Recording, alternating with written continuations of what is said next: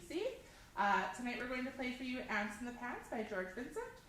This piece is going to feature Caitlin Ross on trumpet, Auden on the drums, and Amike on bari sax. Okay, ready? 1, 2, 1, 2, here we go.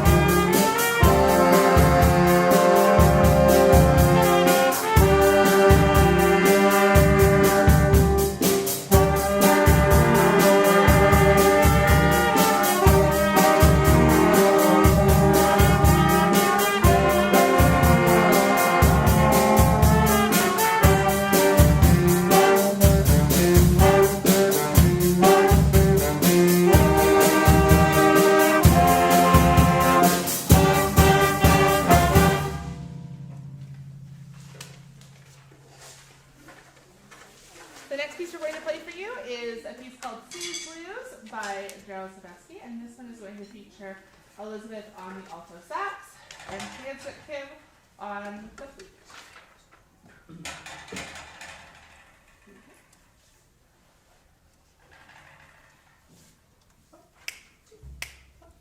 Here we go.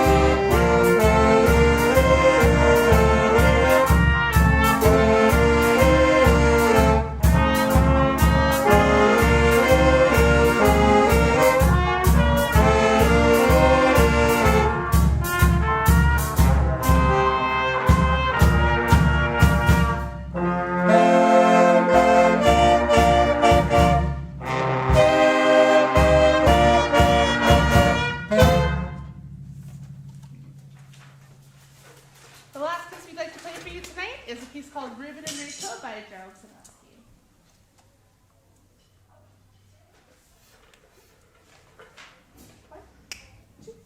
One, two, three, here we go.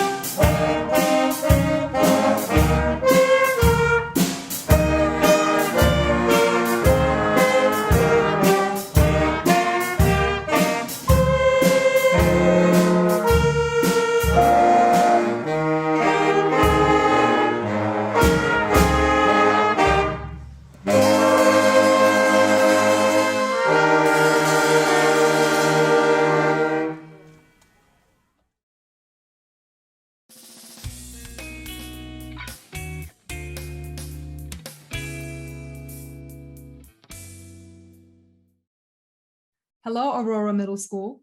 My name is Meredith Foreman, and I am one of the adjudicators for the National Jazz Festival. Before we get started, I would like to take this opportunity to congratulate you on a wonderful and exciting performance. I can tell that each and every one of you is hungry and happy to be playing music. And so I was overjoyed to see so many students expressing themselves through this art form. Now, in this video, I will walk you through your shortest performance piece and comment on various themes that were consistent throughout your entire set. For instance, themes on dynamics, perhaps, or phrasing, articulation, things like that. And it is our hope that my comments, along with the other two judges' written comments, that between all of us, we will provide you with a balanced perspective on different aspects of your performance. So I hope these comments help to elevate your performance to the next level and validate the hard work you've done thus far. So without further ado, let's get started. And I'm going to share my screen with you now, so that way we can watch it together and we can grow and learn. Here we go. Awesome. So now I can see, actually, without even starting the video, let's just take a look.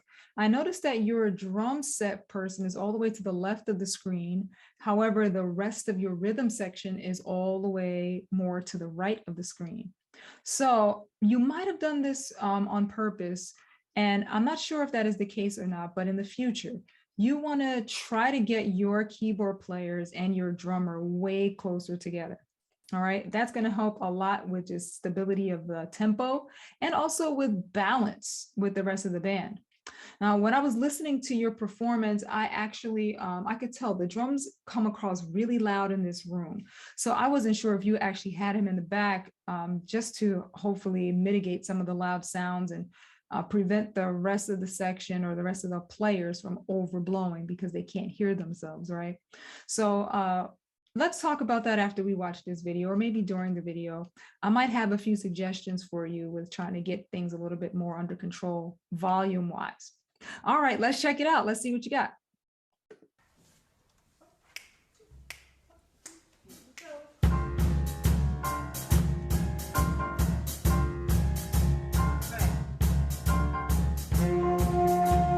I noticed that the tempo will go down just ever so slightly on the count off.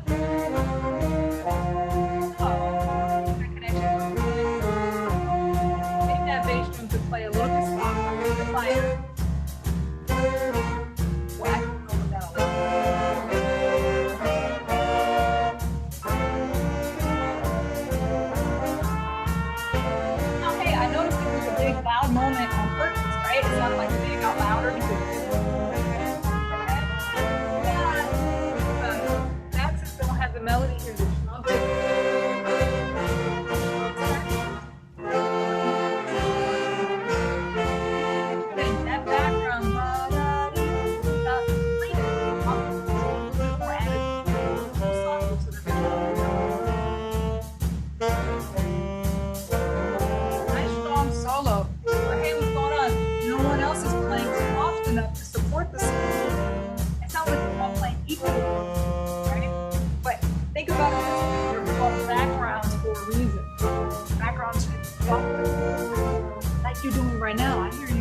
softer. Drummer, you can do a lot more with that right? Time everything is getting down dynamically, softer, you have to also do well so that it becomes way more effective. That loud one, I noticed that. So those loud ones can really come out a lot bigger.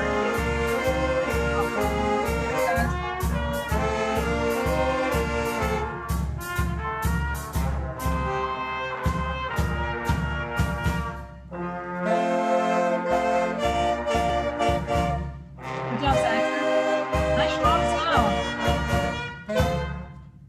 Very cool. All right. Yes. And you know what I really like? I like that you guys are all playing your instrument with such confidence and just playing out, playing strong with really, really good intent behind your notes. That's a really, really, really good place. I can't tell you how many bands I've heard that when they play their instruments, they're very timid and I'm constantly asking them to play louder, right? So you guys, here's what I'm doing with you guys. I'm actually asking you guys to hold on a little bit and play a little bit softer. So it's a really good place to be because it's actually harder to get students to play louder in a lot of ways than it is to get them to play softer. So one thing that you guys can all think about when it's time to play softer dynamics or just broaden your dynamic spectrum, right? Where you have very loud sounds in contrast or comparison to the very soft sounds, is to simply over exaggerate on either end, right? So if you have notes that are pretty loud or music that has a section where it says play forte, fortissimo, if you over exaggerate it with a good tone, then the things that come right before it that are softer will sound much different in comparison to the louds, right? And let's say on the other end of that, if you were to really over exaggerate your quiet, right, you really whisper, then all of your loud stuff sounds even louder because everything else before it was so soft, right? So you want to make sure that when it's time to play softer dynamics, you take a nice big full breath, but that you release your air a little bit slower, right? So then that way you can get a vibration that is, and your instrument can vibrate at a little bit less, frequency, right? So that way you don't have such a loud sound. Now let's talk about the drummer, right? So now when it comes to this drum set, some of it is the drummer maybe hitting the surfaces too hard, like pounding that bass drum, or the cymbal, the stick height might be a little bit too high. And some of it is not the drummer's fault at all. Some of it is that the bass drum is a pretty big bass drum, right? So the bigger the bass drum, the more boomier it's going to sound, the heavier it's going to sound. We typically use like bigger bass drum for like rock music or pop music because it's dance music. So the bass drum has to have that nice pulsing sound. And it's what makes people, bop, right?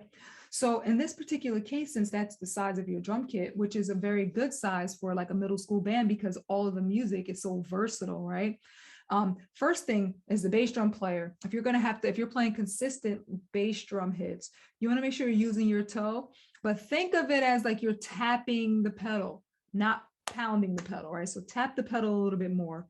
And then you also might want to look into finding things to muffle the bass drum. So if you don't have anything inside of that bass drum, you might want to invest in something. It doesn't have to be something fancy. You don't have to, if you don't have money for a big bass, for a whole new bass drum head with a mute mechanism on there, open that bad boy up and put a blanket in there or a pillow, something that's going to touch the head ever so slightly, not completely, because then it'll sound too dead like a cardboard box, and you don't want that. You just want it to touch the head, and you can actually, when you have something in there like a cloth, then you can shift it a little bit more to hit more of the head if you want a deader sound, or you can back it up a little bit so that the head still vibrates and gives it the sound that you want. But consider putting something inside of that drum, because even if it's muted, then the drummer, if he's hitting it too hard, it will only get but so loud. And that echo effect or that boominess will be reduced greatly, which is what I think is happening in this room. It just sounds very boomy. So everything is echoing. So it sounds cavernous, right?